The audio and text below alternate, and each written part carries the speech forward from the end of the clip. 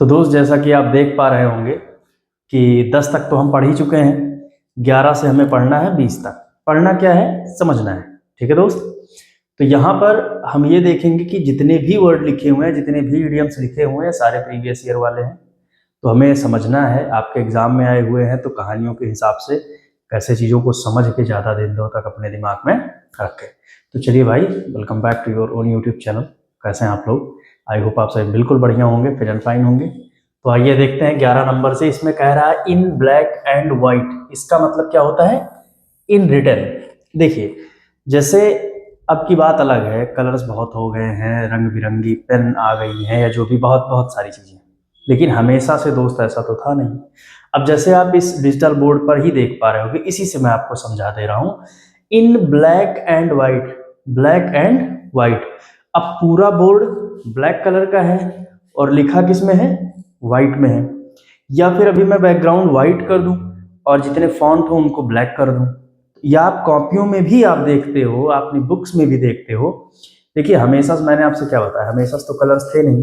तो जितनी भी किताबें आती हैं, बेसिक एक्चुअल में जो बुक्स का कलर होता है वो, उसका पेज सफ़ेद होता है, वाइट, और जो उसके फॉन्ट होते हैं वो ब्लैक होते हैं। ठीक है दोस्त।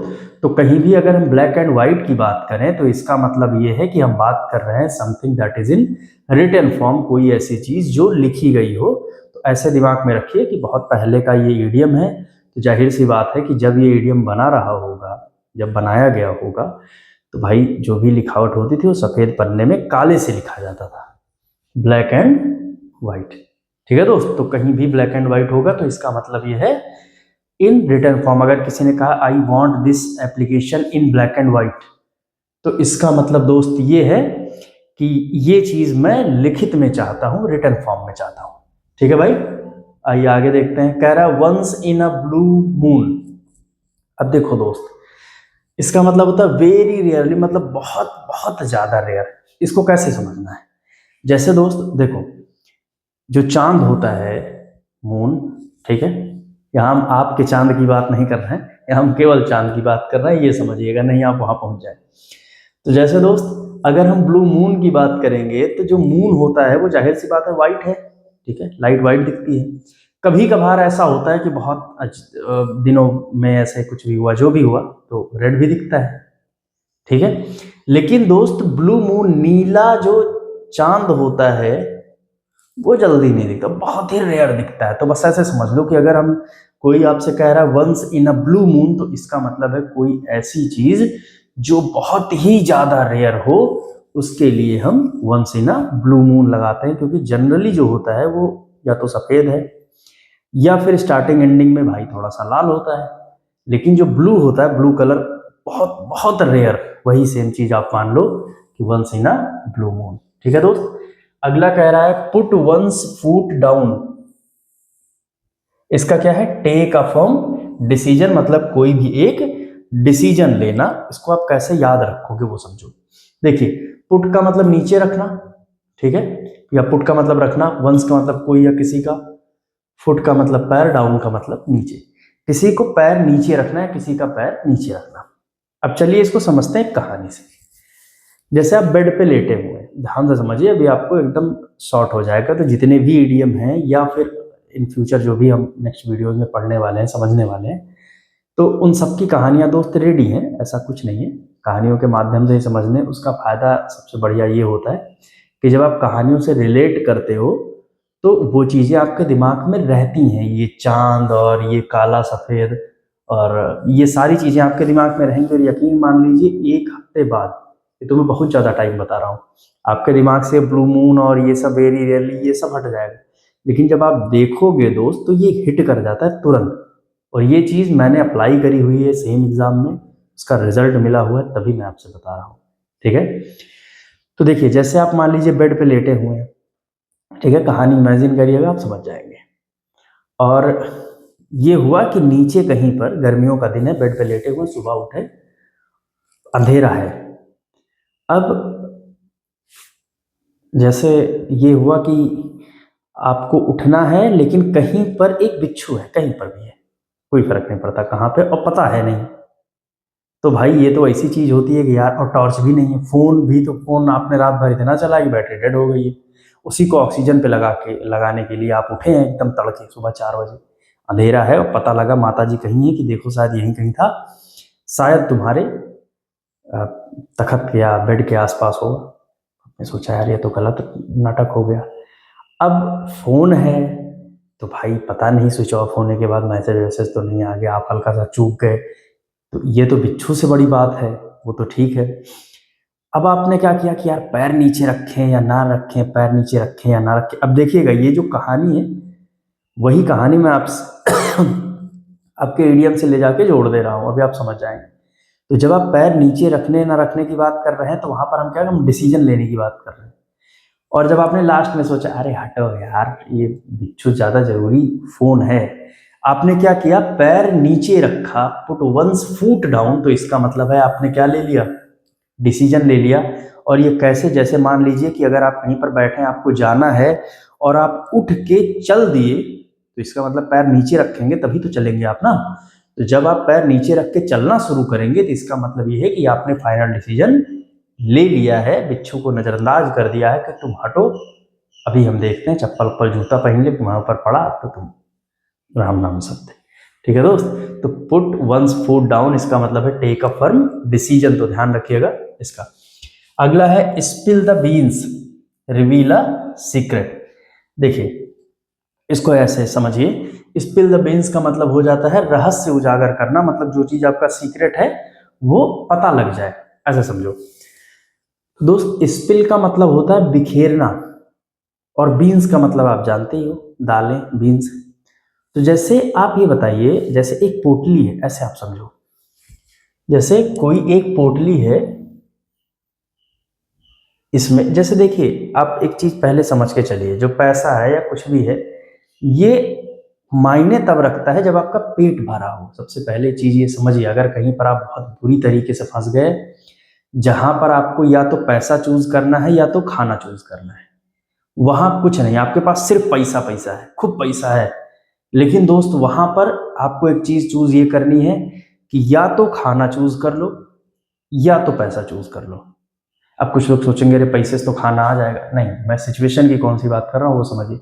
आप कहीं ऐसी जगह फंस गए हैं, बहुत बुरी जगह फंस गए हैं, जहां पर उस पैसे से आप कुछ खरीद ही नहीं सकते, कुछ नहीं, एकदम खत्म है, वो मतलब ही नहीं निकल रहा है उसका, लेकिन खाना आप खा सकते हो। तो या तो एक चीज चूज करो या दूसरी चीज चूज करो। हम ह्यूमन बींग्स की एक यही सिंपल सी आदत है मेरे भाई, कि जब पेट भरा होगा खुराफात तभी सूझती है, जात पात राजनीति जो भी है सब वही। तो अब समझिए एकदम खाने की किल्लत मची हुई है, और किसी ने एक पोटली बीन्स चुरा लिए, दालें चुरा ली। तो आप इसको ऐसे समझिएगा, सेम जो कहानी है वो चीज मैं आपको इसी से बता दे रहा हूँ। ठीक है यार, ये तो बड़ी बैलेंसिंग में दिक्कत हो रही है। तो जैसे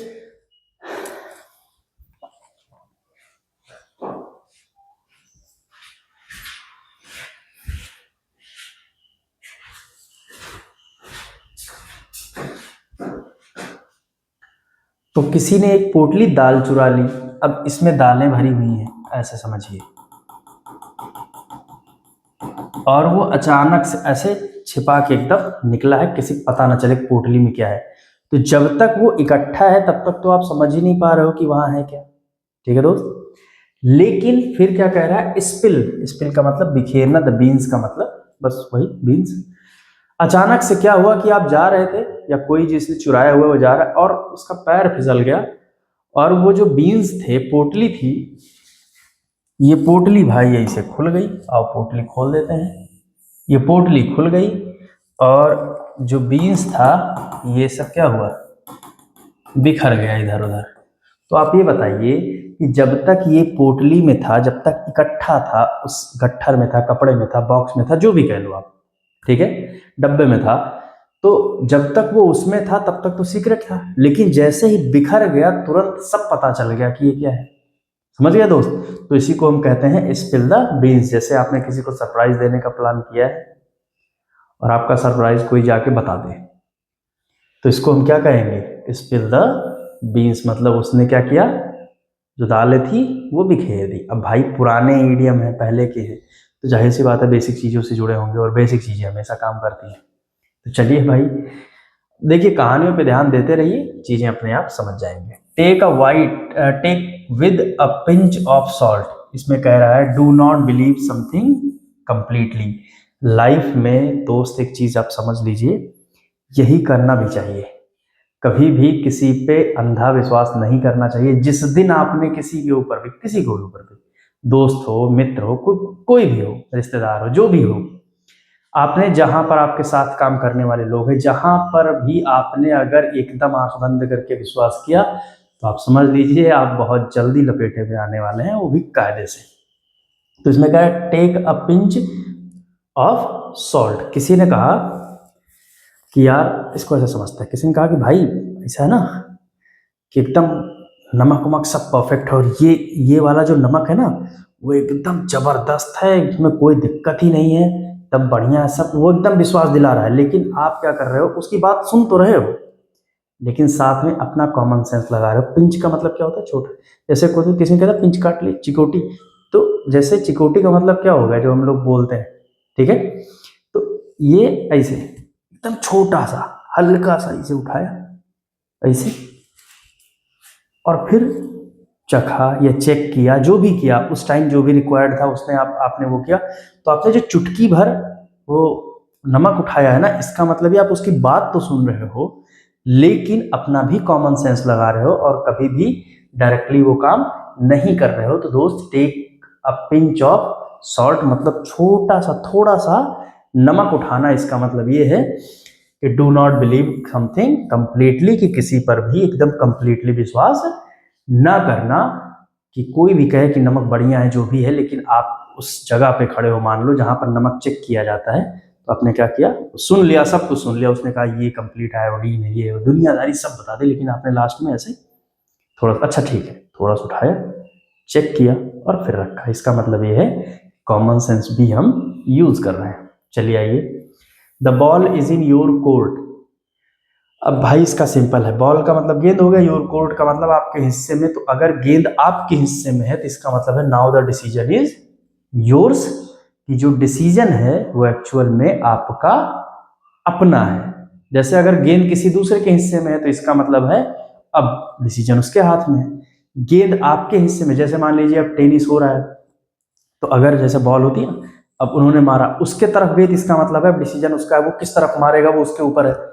अब आपके हाथ में है तो डिसीजन आपके हाथ में है। तो जैसे मान लीजिए कहीं भी ऐसे में आ जाए कि आप किसी, कोई बातचीत चल रही हो, आप टॉपिक जीत रहे हो लगातार, आपने एक बढ़िया क्वेश्चन फेंक के मारा, वो लोग उलट गए, तो इसका मतलब ये है कि बॉल अब आपके कोर्ट में है। ठीक, चलिए अगला है, थ्रू थिक एंड थिन। इसका मतलब है थिक एंड थिन। अब इसमें समझिए, इसका मतलब है मोटे और पतले से हो करके। अब देखिए ऐसा क्यों कहा गया है, देखिए अगर जैसे हम बात करते हैं नॉर्मली, थिक का मतलब मोटा, थिन का मतलब पतला। तो जैसे बहुत से लोग होते हैं, मोटे लोग भी हैं, पतले लोग भी हैं। तो अगर आप ऐसी जगह से होके आए हो जहां पर खूब मोटे लोग भी रहे हैं, खूब पतले लोग भी रहे हैं, तो इसका मतलब ये है कि आपने अच्छा भी देखा है और बुरा भी देखा है। तो जैसे इसको समझते हैं हम थोड़ा अलग तरीके से। जैसे अगर हम मोटे की बात करें तो मान लीजिए आपकी पर्स एकदम मोटी है, आपकी जेब मोटी है, इसका मतलब पैसा भरा हुआ है। और अगर दोस्त पैसा है तो इसका मतलब ये है कि 99% आपकी प्रॉब्लम्स खत्म है। जो लोग कहते हैं पैसे से खुशी नहीं आती, गधा है वो ऐसा कुछ नहीं होता। बस पैसे से, पैसा होने से एक चीज नहीं आती, वो 1% में वो कौन कौन सी चीज है, 1% में है आपके अंदर का सुकून, क्योंकि पैसा आएगा तो साथ में टेंशन लेके आएगा। जितना ज्यादा पैसा आपके पास रहेगा उतनी ज्यादा बीमारी, टेंशन सब रहेगा, ठीक है। लेकिन क्या करें, जरूरी है। 1% में जैसे सुकून हो गया खुद का, किसी और का नहीं। उसके बाद जीना मरना ये भी हाथ में नहीं है, क्योंकि ऊपर वाला जब टिकट काटा है तब तो वो जाएगा। बाकी 99% में एकदम मामला मस्त है, और आपको भी ये पता है, ठीक है। कोई फिलॉसफी अगर कहे ज्यादा कि पैसे से ये नहीं खरीदा सकता वो, अब भाई जितनी काम की चीजें हैं उतनी खरीदी जा सकते हैं, उससे क्या फर्क पड़ता है ज्यादा। तो अगर पर्स मोटी है, जेब में पैसा है, तो इसका मतलब ये है कि मामला सब सेट है। तो हम किसकी बात कर रहे हैं, गुड टाइम्स की, अच्छे समय की। थिन का मतलब अपर से एकदम पतली हो गई, कुछ बचा ही नहीं है, इसका मतलब क्या हो गया, बैड। तो आप ये समझिए कि अगर आप थ्रू थिक एंड थिन से होकर आए हैं तो इसका मतलब ये है कि आप अच्छे और बुरे दोनों समय को देख चुके हैं, ठीक है, हर तरीके की लगभग परिस्थितियों से गुजर चुके हैं। इसी से रिलेटेड एक इडियम और होता है जो बहुत पूछा गया आपके एग्जाम में, through fire and water. Word क्या होता है समझिए, सेम यहीं पर है, थ्रू फायर एंड वाटर, एक तरीके से इसी का सिनोनिम मीडियम है। देखिए फायर का मतलब आग, बुरी परिस्थितियां, वाटर का मतलब भी पानी। तो जैसे देखिए अगर ठंडी में थोड़ी सी आग है तो अलग बात है, लेकिन आप कहीं जा रहे हो रास्ते से, ऐसे आप समझिए, साथ में इससे भी समझिए कि जैसे आप कहीं जा रहे हो, जंगल में आग लगी हुई है, उसी के बीच से रास्ता आप किसी तरीके से निकले, तो इसका मतलब एक विषम परिस्थिति से निकले बहुत बुरी तरीके से। फिर आगे नदी क्रॉस करना है, बाढ़ आ गई है, पुल टूट गया, अब आपको तैर के पार करना है, उससे भी अगर किसी तरीके से निकले, तो इसका मतलब है हर तरीके की परिस्थितियों से होकर गुजरना, इसको हम बोलते हैं fire and, through fire and water. ठीक है दोस्त, अगला है under the weather feeling unwell. देखिए अंडर द वेदर इसका मतलब है मौसम के अंदर होना। ये चीज मैं आपको प्रीवियस ईयर पेपर सॉल्व करवाया था कोई एक, उसमें था शायद, इतना तो मुझे याद है। तो वेदर समझिए, जैसे मान लीजिए ठंडी का मौसम है और बारिश हो रही है, ठंडी में भी बारिश होती है और खतरनाक, अब आप उसी के अंदर आ गए, उसी बारिश के अंदर आ गए, लपेटे में आ गए उस मौसम के, तो जाहिर सी बात है कि आप क्या हो जाएंगे, फीलिंग अनवेल, बीमार हो जाएंगे, तो ऐसे समझिए। या बहुत ज्यादा धूप है उसके भी लपेटे में आ गए, तब भी लटक गए, तो आप समझो दोस्त, अंडर द वेदर का मतलब क्या होता है, फीलिंग अनवेल की, थोड़ा सा बीमार महसूस करना, या थोड़ा सा आप कह सकते हो अच्छा ना महसूस करना, वैसे वाला। अ पीस ऑफ केक, अब देखिए ये तो वैसे समझिए जिसको हम कहते हैं ना बाएं हाथ का खेल। अब केक को काटना कितनी बड़ी बात है, आप सोचो, अब पत्थर का ना बनवा लो, वो तो मान लो खुराफात है, लेकिन केक काटना एक बहुत नॉर्मल सी बात है। तो कोई ऐसा काम जो केक काटने के बराबर हो, तो इसका मतलब ये है कि वो बहुत ज्यादा आसान काम है। अगला है ब्रेक द आइस।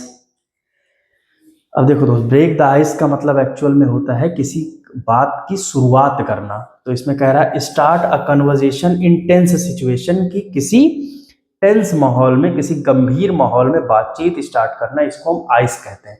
जैसे आप मान लीजिए कमरे में 4 लोग बैठे हुए हैं, उनके बीच में इतनी खुन्नस है, माहौल एकदम ठंडा पड़ा हुआ है, आइस का वहां पर यूज क्यों किया गया, क्योंकि जब रिश्ते थोड़ा सा गड़बड़ हो जाते हैं तो हम कहते हैं कि रिश्ते ठंडे हो गए, गर्म नहीं कहते। गर्म रिश्ते गर्म है तो इसका मतलब ये है कि आप में भाईचारा है, ठीक है, एकदम दोस्ती बढ़िया बरकरार है। लेकिन अगर हमने कहा कि रिश्ते ठंडे पड़ गए हैं, तो इसका मतलब ये है कि वहां बहुत ही ज्यादा टेंस सिचुएशन है। तो आइस का मतलब ठंडा, एकदम बढ़िया भयंकर वाला ठंडा, एकदम बर्फ की तरह ऐसे। और फिर कह रहा है ब्रेक द आइस का, इसका मतलब ये है कि उस आइस को तोड़ना, उस बर्फ को तोड़ना, इसका मतलब ये है कि जो एकदम माहौल एकदम ठंडा ठंडा चल रहा है, उसको आपने थोड़ा सा तोड़ दिया, उसमें से आपने बात स्टार्ट कर दी। ठीक है दोस्त, तो आई होप भाई आप ये इतना समझ पाए होंगे। जो भी अगर कमी रह जाएगी तो बताइएगा जरूर, अगले वीडियो में कोशिश यही करेंगे कि इसको और थोड़ा सा बेहतर किया जाए। बाकी का देखिए कमेंट सेक्शन में आप जरूर कुछ ना कुछ बताया करिए, क्योंकि आप जब वीडियो देख रहे हैं तो ये वीडियो आपके लिए ही है। आपको कहीं लगता है तो भी, अच्छा बुरा जो लगे, बेफिक्र एकदम बायस्ड होके बताया करिए। और मिलते हैं आपसे नेक्स्ट वीडियो में। Thank you.